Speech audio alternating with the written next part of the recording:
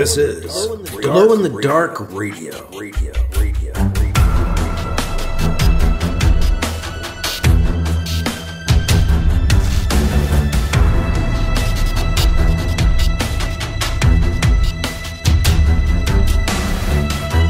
The science fiction podcast with original independent science fiction written and performed by Mike Luoma, with music by Kevin MacLeod. The Vatican Assassin Trilogy and The Adventures of Alibi Jones by Mike Luoma are available in ebook, trade paperback, and audiobook wherever you find your books online. Get links and details at glowinthedarkradio.com. This is the Science Fiction Podcast, Glow in the Dark Radio. I'm your host, your writer and reader, Mike Luoma, and we have Chapter 4 of Vatican Abdicator on the way, as the Vatican Assassin Trilogy heads into its third act here. Really is the third act. You know, if you like intergalactic, interplanetary battles, strategies, warfare, that kind of thing, well, we've reached that part of the program, so to speak. The UIN, Universal Islamic Nation, likely thanks to thought-out ancient enemy leader Dolomay, have a small fleet of upgraded ships out attacking the project's formerly hidden asteroid base. Or if not attacking, they're at least showing up in intimidating fashion. Hanging back, maybe. But BC is heading out to the base. We're going to head out with BC along with the Universal Trade Zone, the UTZ's upgraded ships. So they're going to try to defend the place as we head into Chapter 4 of Vatican Abdicator coming up on Glow in the Dark Radio. Significant, though, that the Universal Islamic Nation, the UIN, have their ships out there, because before now, that had been the project's formerly secret and hidden asteroid base, but now the enemy is out there, and it's got to be thanks to Dolomay, so we'll find out. Just a heads up that the ebook of the Vatican Assassin Trilogy is going to be on sale, coming up as part of Smashwords Read an Ebook Week. They do that sale every year during the first week of March, so it's March 3rd through the 9th this year. The 2024 Smashwords Read an Ebook Week sale at smashwords.com. The Vatican Assassin Trilogy and the Alibi Jones Chronological Omnibus are both on sale, 50% off, just $2.49 each, as the Smashwords Read an Ebook Week sale gets underway March 3rd through the 9th. A little bit of an off-topic note, the audiobook of Ancient Stone Mysteries of New England is out now. It's out at Audible and pretty much everywhere else audiobooks are sold or shared online, just about.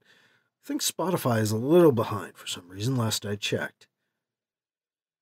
The serialization just finished up for my patrons. For my $5 and $10 patrons over at patreon.com. A little bit earlier this week. And once again, thank you to patrons. Thank you to you if you are a patron, because you keep this show going. You can do that for $2, $5, or $10 a month.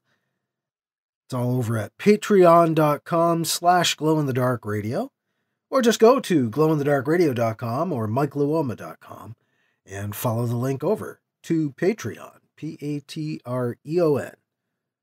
They handle all the financial stuff and make it work. We'll get into Chapter 4 of Vatican Abdicator next on Glow in the Dark Radio. 50 years ago, Mira, humankind's last hope to find new resources, departed the solar system. 7 years into her mission, she disappeared. She has returned.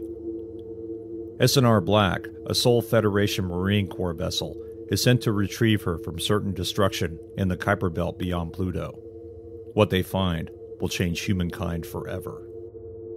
From Parsec award-winning author Paul E. Cooley, Derelict, Marines, Part 1 of the Derelict Saga, combines military sci-fi, space opera, mystery, and suspense to create a journey you won't forget. Podcast available at shadowpublications.com. Paperback and ebook available from amazon.com. Some mysteries shouldn't be solved.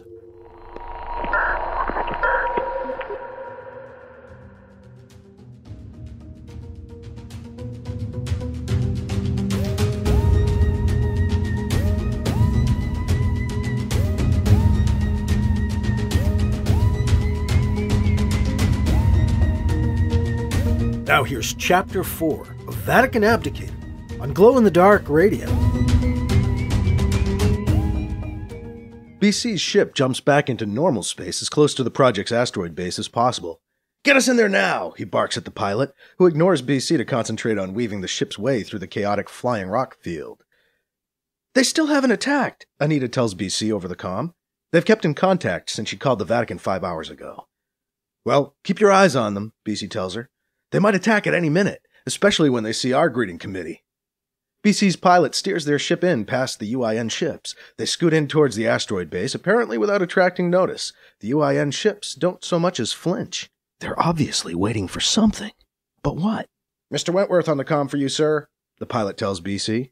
"Wentworth, we're landing on the base now. The UIN cruisers are holding position for the moment. Nothing from them yet. Did Mbeki call Dolomay?" "He did. But Dolomay's people told him he'd get back to him. He delayed his response." "Interesting," BC muses. "Why the feint? Why call Mbeki while sending ships out here?" Boom, Chad! The ship rocks sideways, and BC is thrown to the deck.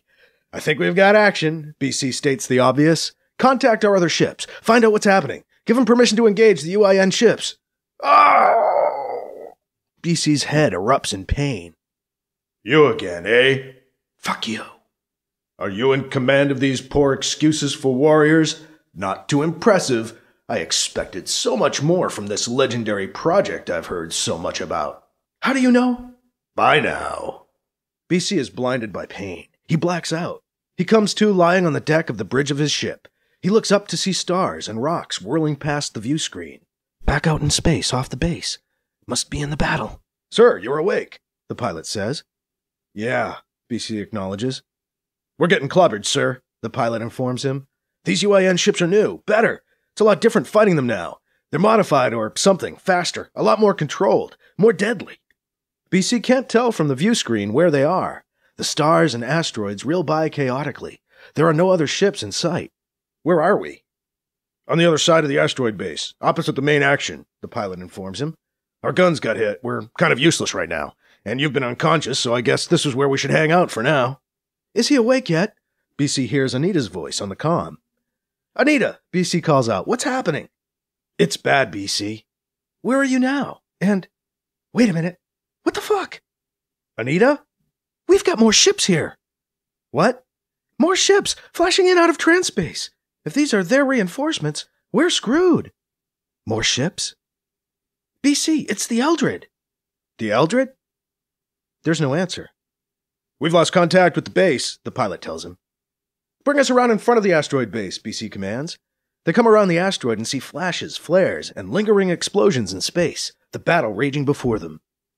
"Who's who?" BC asks. "Heads up display," the pilot calls out. A graphic overlay lights up across the view screen with combatants labeled in red, light blue, and green. "Shit," BC lets out.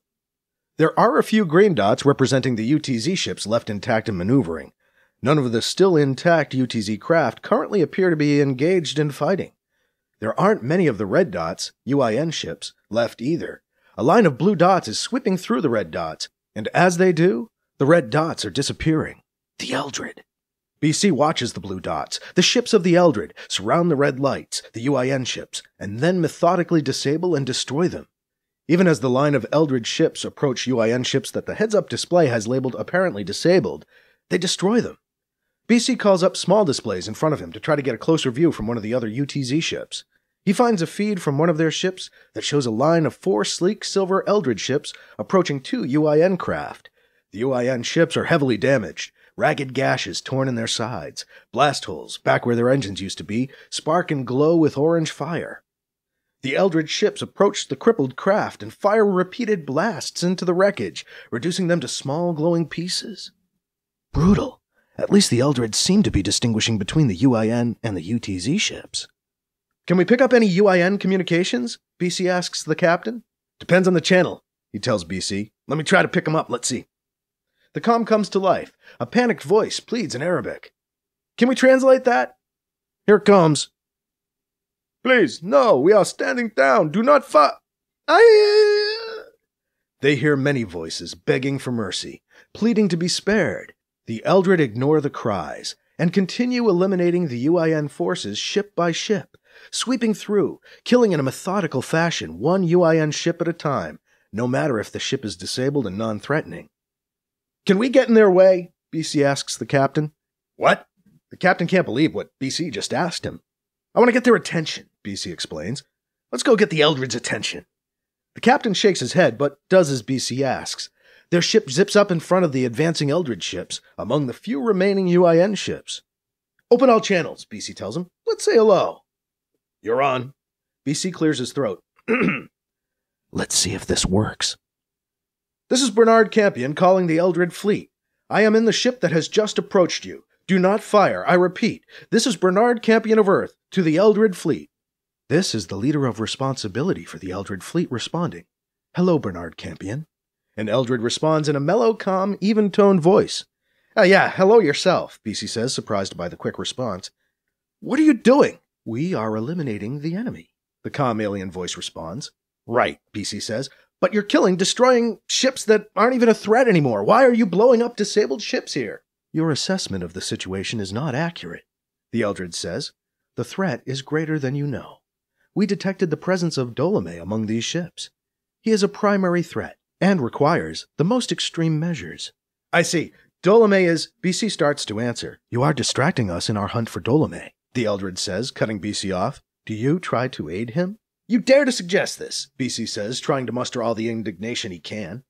I have spoken with the eldest of the Eldred. I have been a guest on Eldre. I could be your ally. And yet you helped Dolomay escape, the Eldred says. I do no such thing, BC yells at the comm, at the Eldred, at everyone. Frustrating fucks.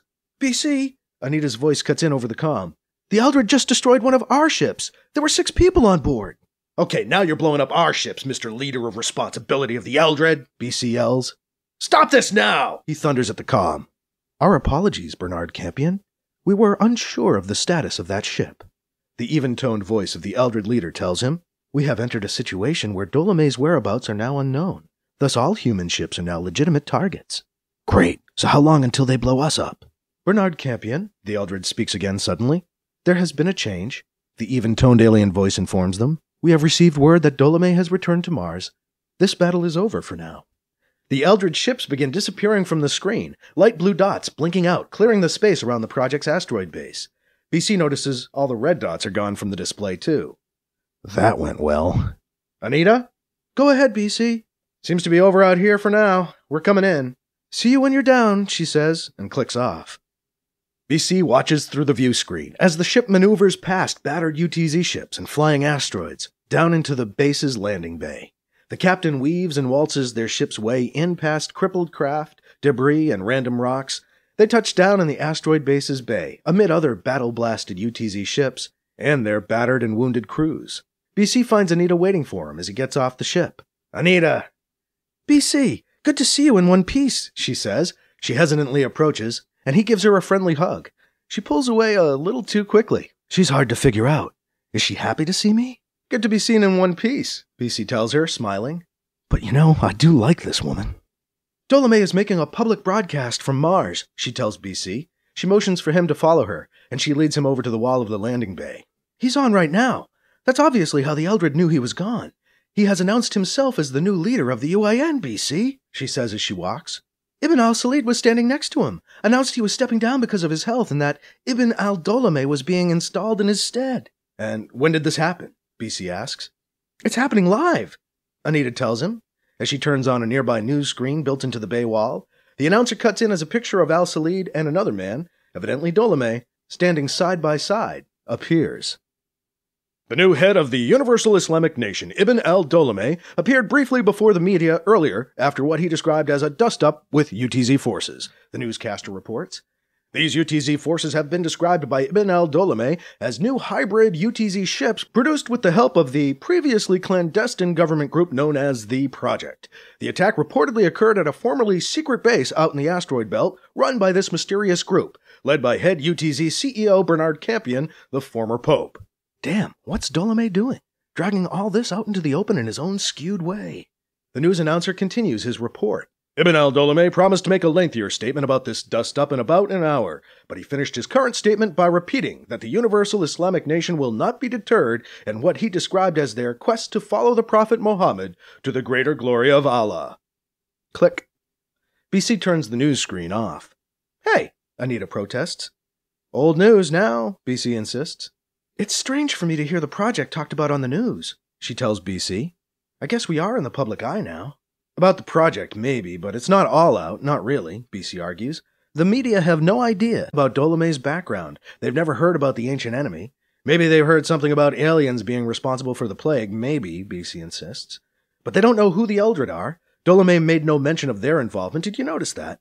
I did, Anita sighs. The average person out there still has no idea aliens are fucking with us, have been fucking with us for some time. They don't know Dolomay's an alien. The general public still don't know that the Domo, the Flays, or even that the Eldred exist, never mind what they've been up to. They don't know those new hybrid ships Dolomay mentioned actually use reverse-engineered Domo and Flays tech, Anita points out. Dolomay only mentioned that the UTZ and the Project were collaborating. He didn't actually mention that we were using alien technology.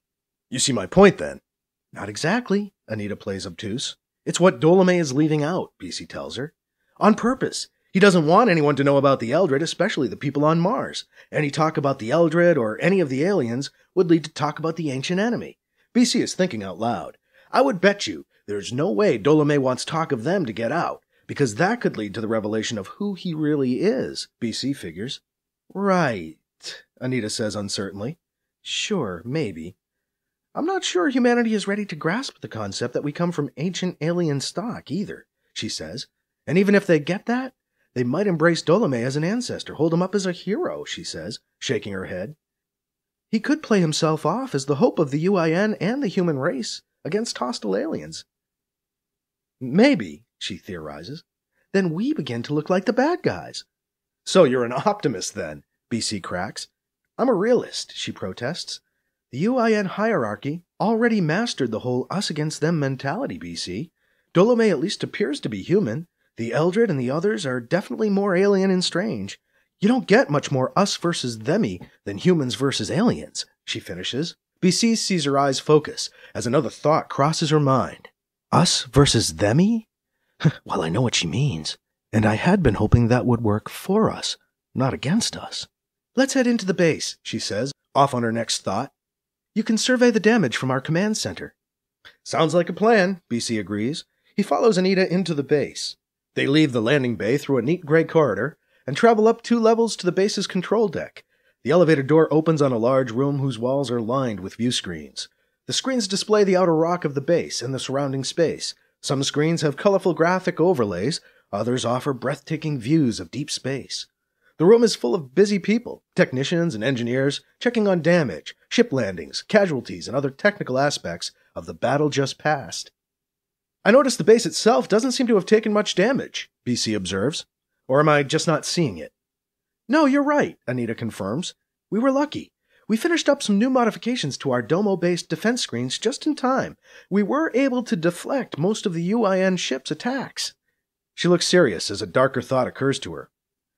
I don't think even our modified screens will stand up to those Eldred weapons, though, BC. Did you see them? We were able to get some energy readings from our ship, the one they attacked, before it was destroyed. The readings were off the scale. Yeah, BC agrees. For mellow little blue koala guys, they sure do pack a wallop. Wonder if they learned their tricks from the ancient enemy, Anita speculates. And if they did, will Dolomay be able to get the UIN weapons to function at that level? And how soon? Jeesh, BC exclaims, caught off guard by Anita's pessimism. You must be a lot of fun at parties, he jokes. You have no idea. Mr. Campion, a tech calls out to BC. Sorry to interrupt, sir, but I've got Mr. Wentworth on the comm for you. Is there a room I could use to take his call? BC asks Anita. Sure, there's a conference room over here. She leads him across the room to a door between the view screens. Route the call to conference room 2, she tells the technician. BC laughs as he walks into conference room 2 and startles 2 scientists sitting in the room, the remnants of their lunch strewn across the conference room table. Apparently, Doctors Krishnavarti and Dundell had previously taken over the small conference room for their use as a cafeteria. Hello, Dell. Hi, Krish. BC greets the 2 scientists. Dell waves as he chews. Lo, EE. Krish gets out, past a mouthful of food. What are you doing in here? Anita asks them. Didn't mean to interrupt your lunch, BC cracks. Dell finishes swallowing his last bite and speaks up. Not to worry.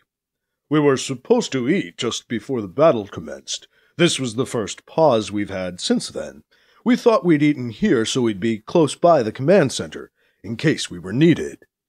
Don't worry about it, BC reassures him. He looks over at Anita, who just shakes her head, trying not to laugh. Eat your lunch, BC tells them. You 2 mind if I take a call in here? Not at all, Dell says. Nope, Krish says, still eating.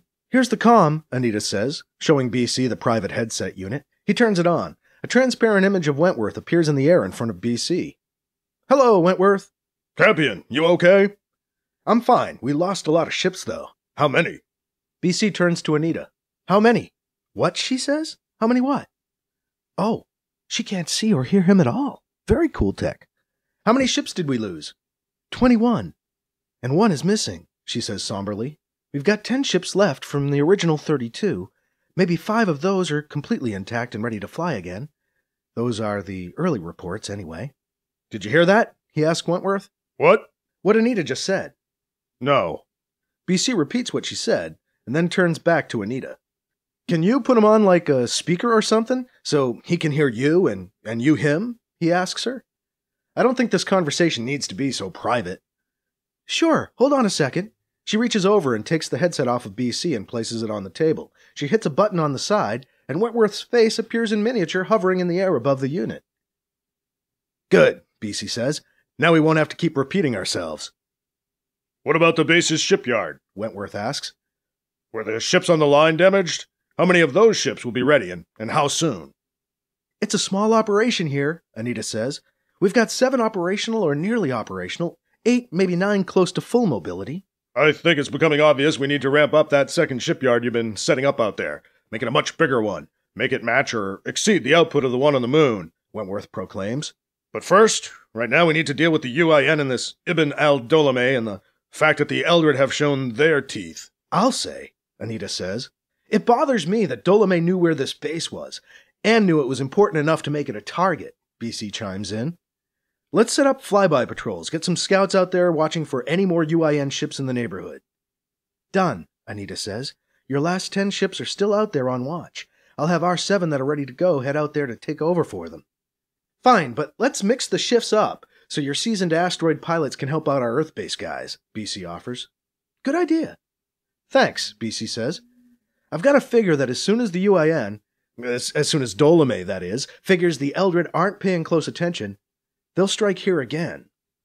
Speaking of the Eldred, Wentworth says, apparently they can distinguish between our ships and the UIN. That's some good news. They still took out one of ours, Anita points out. By the way, what happened to you at the start of the battle, BC? Krish asks, interrupting.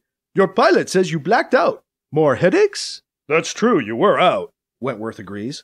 Gee, thanks a lot for bringing that up, Krish. Might as well tell them the truth. It was Dolomay. He was on one of the UIN ships, BC explains. Dolomay made you black out? How? Anita asks. You're going to love this part, Wentworth cracks. With his mind, BC tells them. I've heard Dolomay in my head. He has telepathic powers.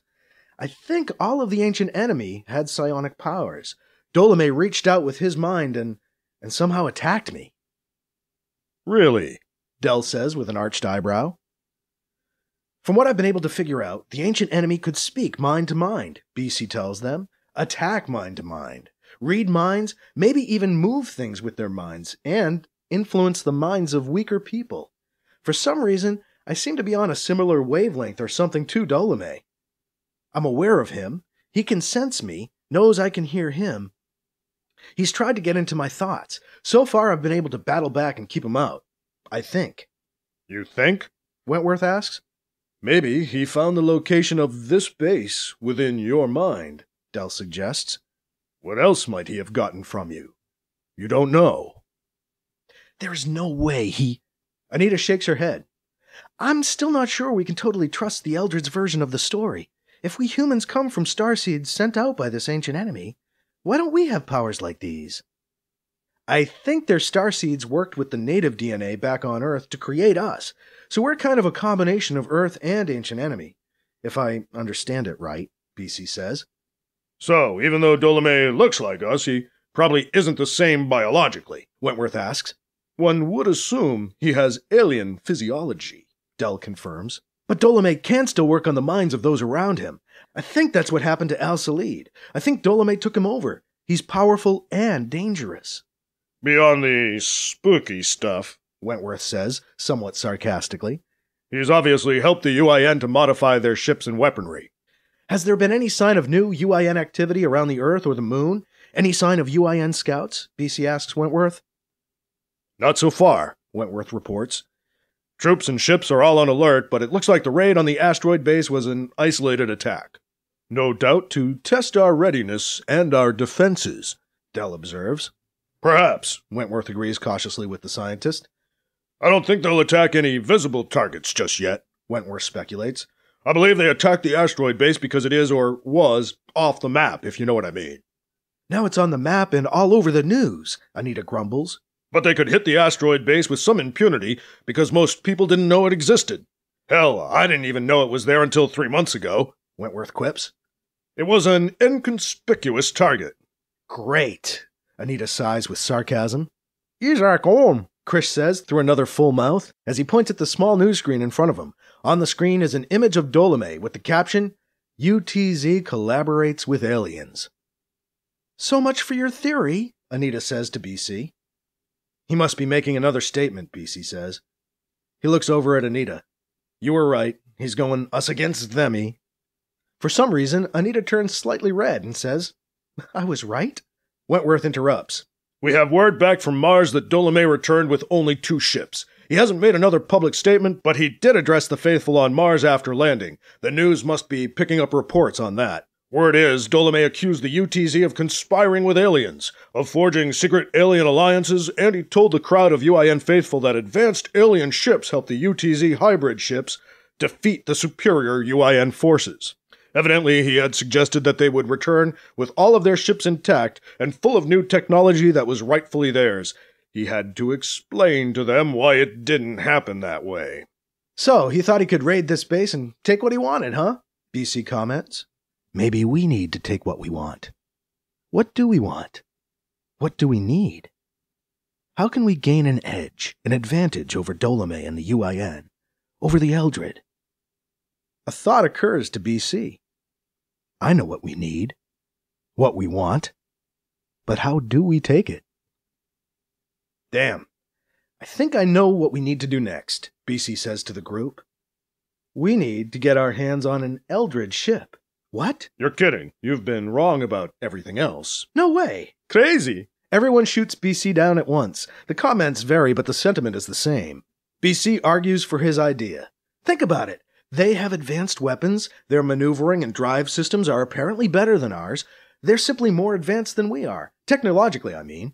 They swatted those UIN ships like flies. If we could get ourselves one of their ships, you scientists here with the project could reverse engineer it.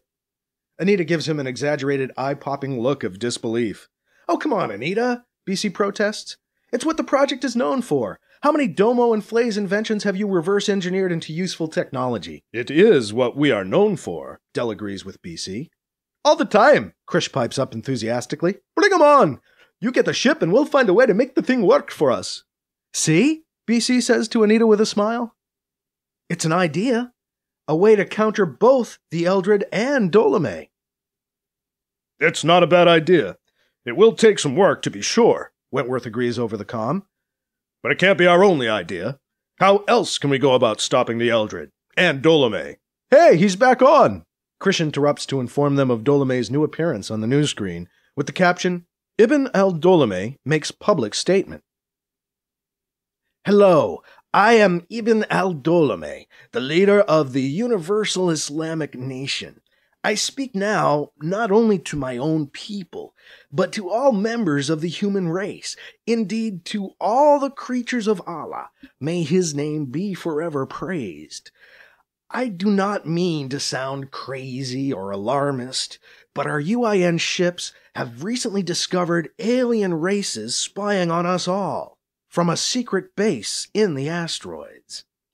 I hope you do not find this far-fetched. It is far too real. And for the greater good of all humanity, we set out to investigate, to find this secret base, and once we found it, to explore the base and meet our covert observers. But when we found the base, we were attacked. A fleet of alien and human ships together came at us out of nowhere. They, unfortunately, had the element of shock, of surprise, and wiped out many of our ships before we could even react. My fear, now that we have unknowingly provoked them by kicking the proverbial hornet's nest, my fear is that they will come and attack us here on Mars.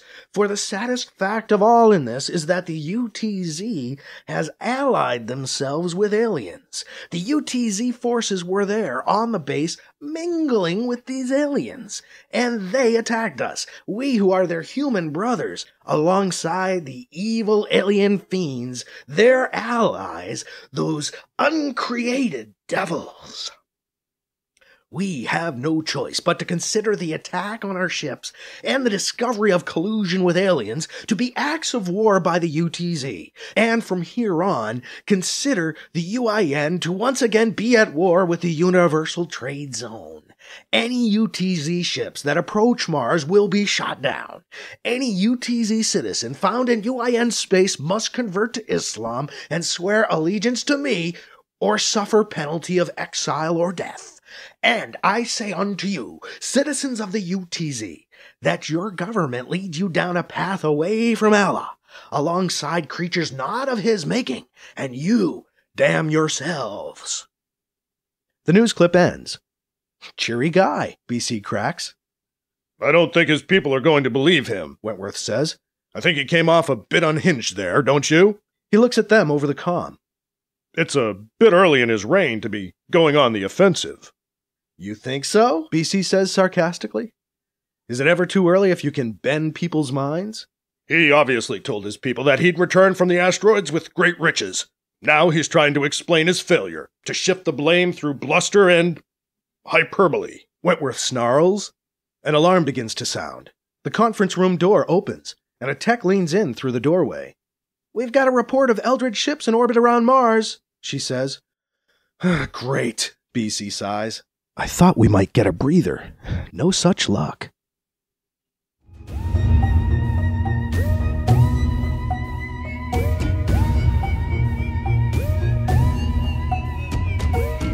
That was Chapter 4 of Vatican Abdicator on Glow-in-the-Dark Radio. Well, the Eldred are surrounding Mars. That can't be good. Nope. Wild to see them come in and just start taking out ships. And it was kind of nice that they didn't, start taking out the UTZ ships, but no guarantee they're going to continue to be sort of benevolent that way. Make that differentiation. They did take out one UTZ ship, so. But man, yeah, the battle shifts. Dolomay for sure. Going public, taking over the UIN. Ibn al-Dolomay now. Claiming to be human. And even, trying to suggest that the UTZ are teamed up with the aliens. Although, in a way they are. They are not really, The Eldred are nobody's friend. But Dolomay may spin it to his own advantage. He's at least trying to. But what sort of advantage that might be with the Eldred right on his doorstep, that's another question. So we'll try to answer that as we get into Chapter 5 on our next episode of Glow-in-the-Dark Radio.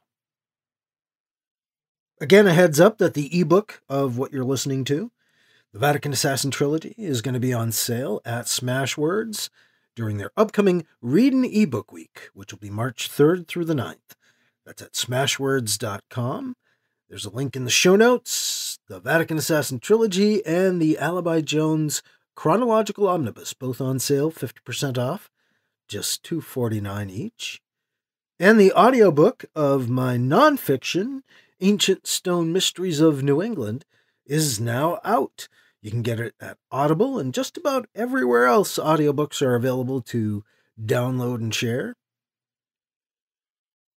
And a thank you again to my patrons for keeping everything going. And if you want to become a patron, please do at patreon.com/glowinthedarkradio or get more details at my pages. And that is all for this week. I'm your host, your writer and reader, Mike Luoma. Thank you again for listening to Glow in the Dark Radio.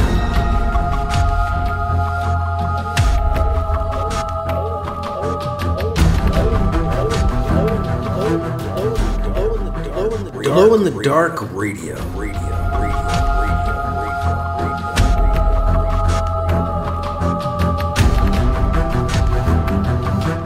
This podcast presentation is copyright 2023 by Michael F. Luoma and is protected under a Creative Commons Attribution, Non-Commercial, No Derivatives 4.0 International License, CC by NC-ND 4.0. Music by Kevin MacLeod.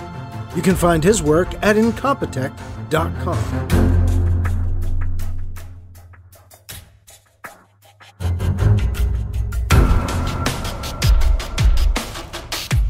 Mike's books are available in ebook, paperback, and audiobook, wherever you find books online. Get links and more details at glowinthedarkradio.com and mikeluoma.com. This has been a presentation of Glow in the Dark Radio.